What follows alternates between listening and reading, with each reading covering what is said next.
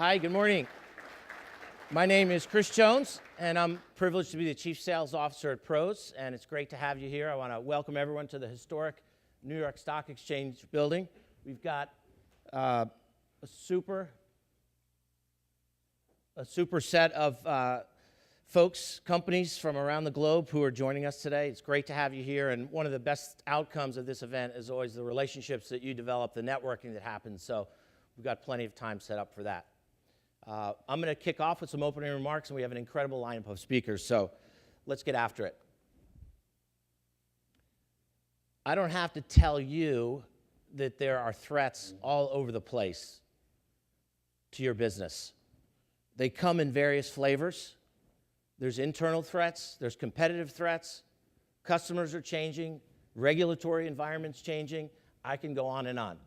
Is there anyone who's not experiencing a threat to the growth of their business? Would you please raise your hand? Okay, good. You're in the right place. Now, here's the tough part. All our stakeholders expect us to grow. And they're kind of like, okay, that's all well and good. What are you going to do to adapt? What are you going to do to adapt? Because that's what you have to do to overcome these challenges and these threats, right? And Jack Welch says it very well. If you're not adapting faster than the marketplace is evolving and these threats are evolving, you're dead. You just haven't stopped breathing yet. So if that's not a call to action, I don't know what is. But I firmly believe that there are a set of foundational capabilities that every business must have if they are to weather these threats and outperform. And unfortunately, many businesses today don't have these capabilities. Many businesses today are on shaky foundation. But the good news is these capabilities, which you're going to learn about over the next couple of days, have never been easier to obtain and lower risk to implement in your business. So over the next couple of days, you're going to hear some great stories from companies who have implemented these capabilities, these big data capabilities in their business. You're going to hear their stories. You're going to hear what they had to overcome. You're going to hear about the terrific ROI that they've achieved. They're going to hand you the playbook on a silver platter. They're going to show you how to get to Oz. They're going to give you the map down the yellow brick road and tell you where all the witches is. It doesn't get any easier than this. You're going to get the playbook leaving this event. So my challenge to you is this. My challenge to you is if you're just getting started on this journey, to please leave here with a very deliberate plan of attack on where you should get started in your business in the next 90 days. If you're already down this path and well on the way to your journey, what I'd submit to you is that you need to figure out how to go twice as fast because your business needs that, because the marketplace is evolving faster than you're implementing these capabilities in your business. Now, people always say, hey, is the view worth the climb? There's lots of things that I could choose to do with my business. I could acquire a company to grow. I could hire 100 new salespeople to grow. So many things that I could do. So why this? Why is this the number one thing that I should focus on? And I want to talk about this in two dimensions. First, on a very personal dimension. There are people who are going to speak at this event. I ran into Jen from Ecolab. She's been promoted twice since she's been leading this project. Allison from Arrow. Last year when she was introduced, she's speaking again. It was her 5th promotion since she started leading this project. Jason from Herc, who spoke last year, has been promoted from director to vice president since he started on this project. There's not a higher visibility project that can accelerate your career outside of what we're going to talk about today. So on a personal level, this is a beautiful opportunity for everyone in this room. On a business level, what I have here is a slide of our publicly traded companies and how they've performed over the last 3 years compared to the S&P 500 index. And I'm pleased to share with you that our customers have outperformed the S&P 500 by 27%. I don't know about you, but that looks pretty good to me. It's not about the software. I wish we could take all the credit. It's about the hard work of the people who are leading the initiative, who are making the changes they need to in their business, who are overcoming those threats that they need to. So what I'd like to do is leave you with 3 big ideas today when I talk about those capabilities that you should implement in your business. I want to talk about how ease of doing business is becoming a big priority for differentiation. When you think about getting started, number 2, think about picking a discrete area to get started. Don't think about this as a 10-year SAP implementation project. Think about it as a 10-week project. And then finally, I want you to think about you're going to have some new capabilities that you light up in your business. So you need to have the associated performance management metrics and systems to really drive this home and really drive adoption. So let me take these one at a time and just share some thoughts. We have observed, and Corporate Executive Board also has shown this, that ease of doing business is more and more becoming a priority for differentiation. One of the threats to your business is differentiating you versus the competition. If I had $1 for every time I heard someone in procurement say, you know what, the other guy's stuff will work just as well as yours, either one will work fine, it's just going to come down to price. I know you're just kidding when you say that to me, but I hear that time and time again, and your sales reps hear that time and time again. Let's be real. So you have to figure out other ways to differentiate. This is a key way right here.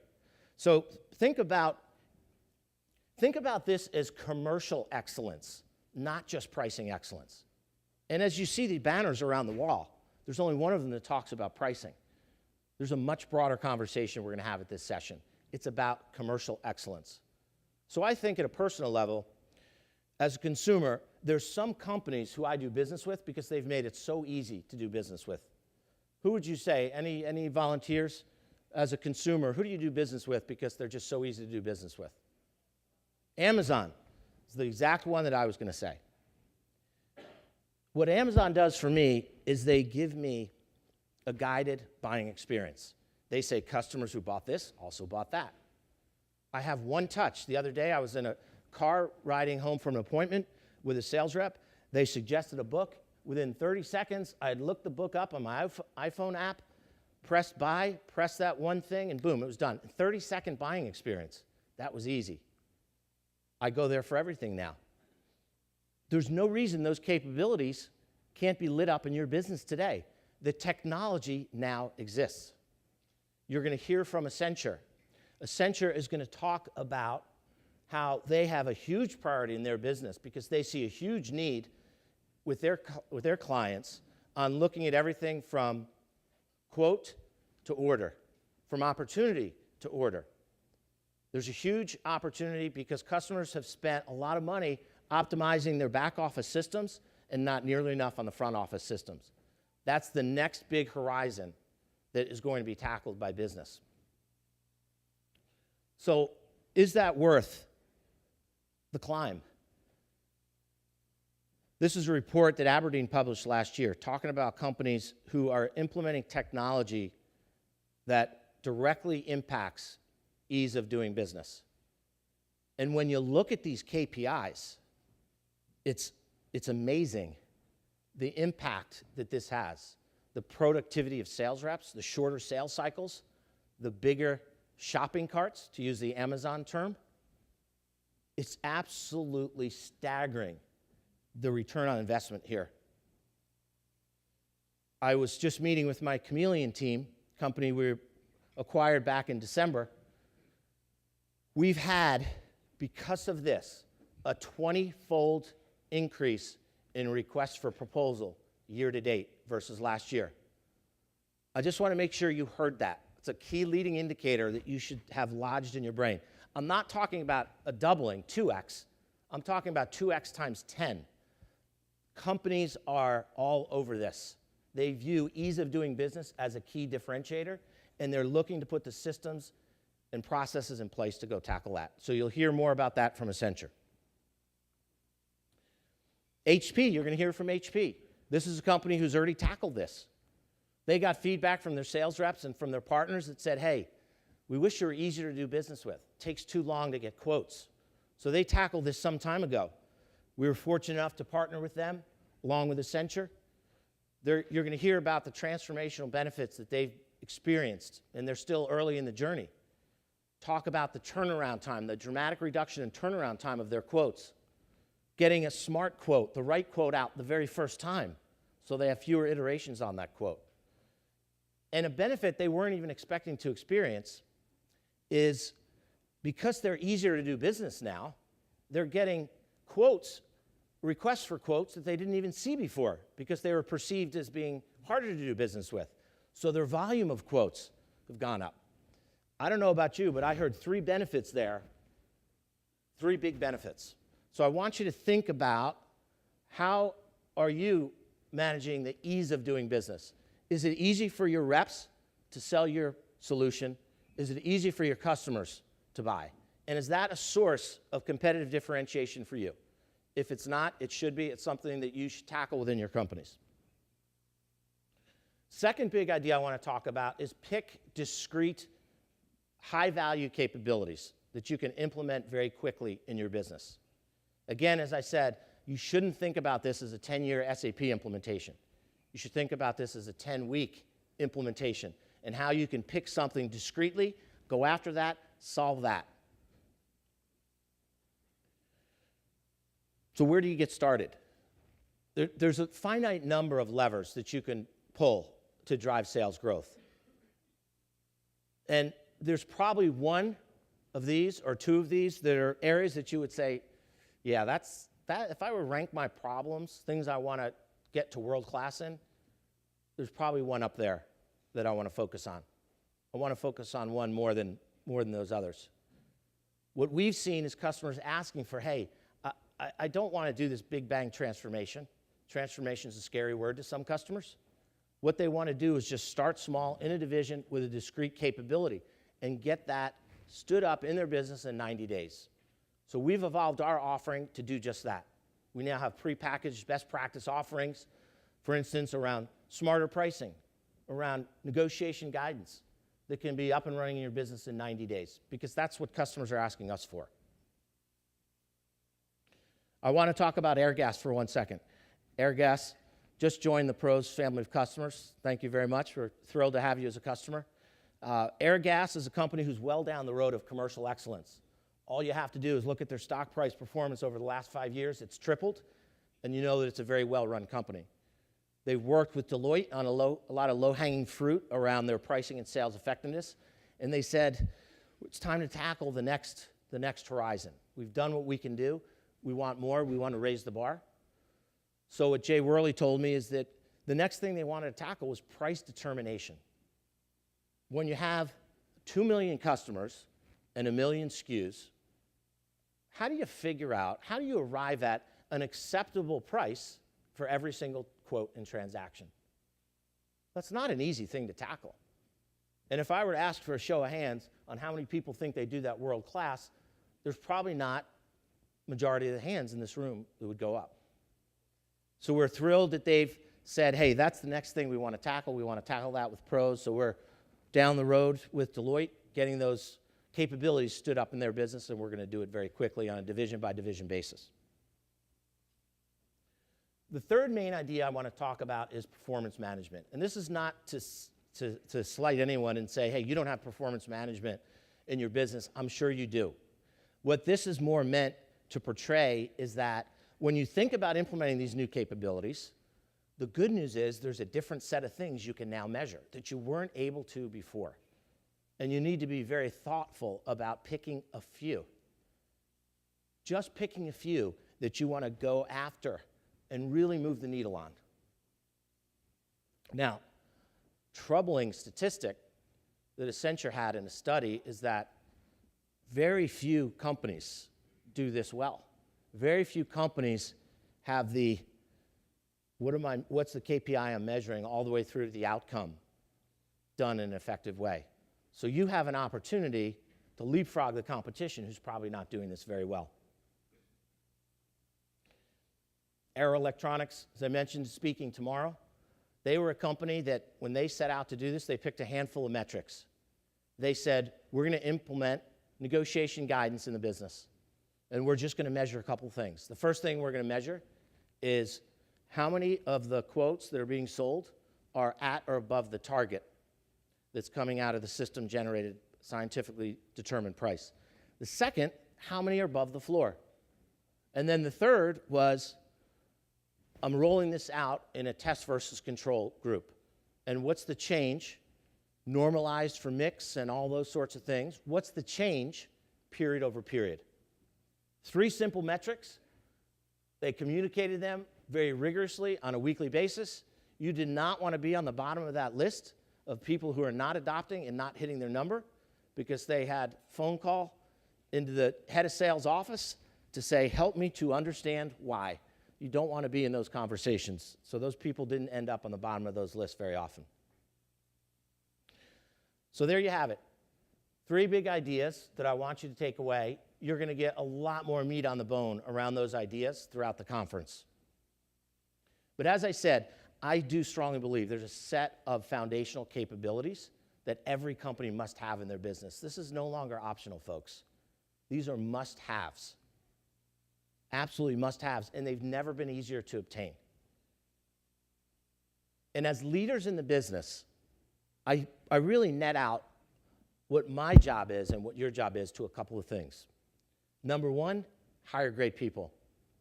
Number 2, put the conditions in place so those people can be successful and our company can reach its full potential. And these capabilities are those conditions that you need to put in place so your people can do their very best work. It's a responsibility we all have to our companies and to our people to make sure that happens.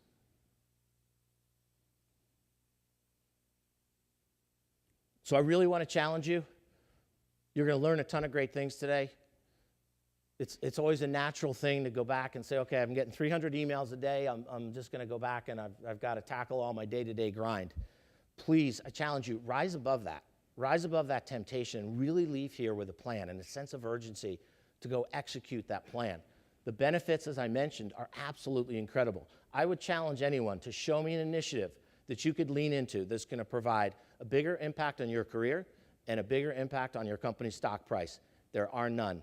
I challenge you. Please bring it to me. If you find it, I'd love to hear about it. Thank you very much. Let's have a great session. If there's anything I can do personally to help you outperform, help you network with anyone at this session, I'd be thrilled to help you any way I can.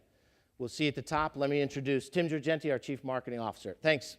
Thank you very much. And I also want to thank the speakers. I think there's no greater privilege and honor than to have our customers come speak to other customers and prospective customers. So thank you very much. It's a privilege and honor to have you do that. And I'd also like to thank the Pros Events team.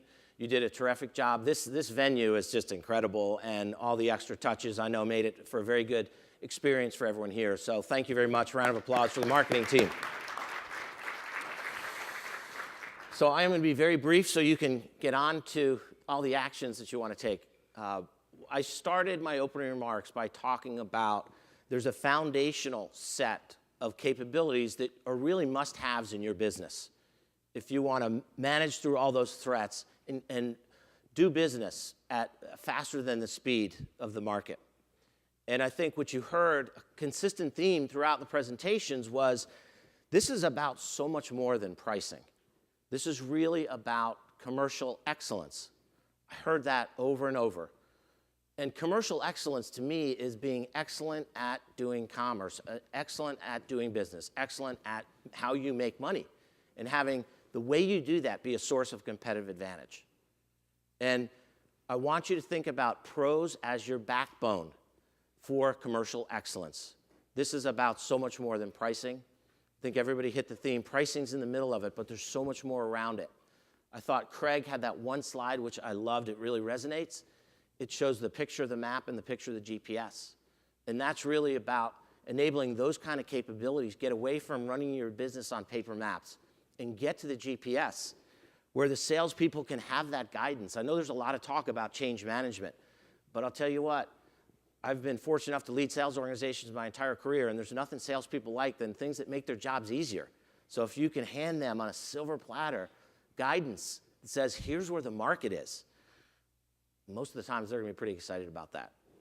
So the action that I challenged each of you to take was, if you're early in this journey, put together your plan, leave here with a clear plan and a sense of urgency. And I thought the speakers did a terrific job of putting all the breadcrumbs out there so that you can see what it is you need to do next. What should I go do first?